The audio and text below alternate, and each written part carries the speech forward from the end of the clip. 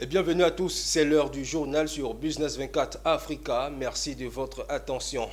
Dramane Coulibaly, directeur général de la Loterie nationale de Côte d'Ivoire, s'est exprimé sur le décret portant régime juridique des jeux de hasard.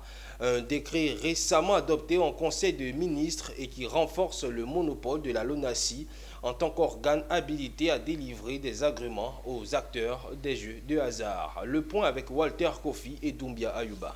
La riposte contre la concurrence déloyale dans le secteur des jeux de hasard vient de s'intensifier en Côte d'Ivoire, avec un récent décret qui place la Loterie nationale de Côte d'Ivoire, LONASI, au cœur de la stratégie de développement et d'assainissement du milieu.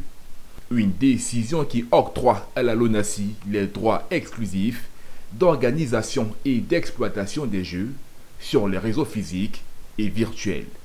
Dramane Coulibaly, directeur général de la LONASI, a rappelé que dans le cadre de la convention signée en 2021 avec l'État de Côte d'Ivoire, qui confère à la LONASI l'autorisation de délivrer des agréments à de nouveaux opérateurs, l'entreprise a déjà délivré un agrément aux acteurs du pari sportif qui continuent de mener leurs activités en toute légalité.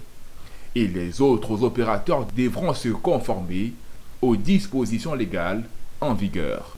Ainsi, elle a créé une autorité de régulation et renforcé le monopole de la LONASI, désormais autorisée à délivrer des agréments à de nouveaux acteurs. C'est en vertu de cette autorisation que la LONASI a déjà délivré un agrément aux acteurs des paris sportifs que sont OneXBet, BetClick et PremierBet.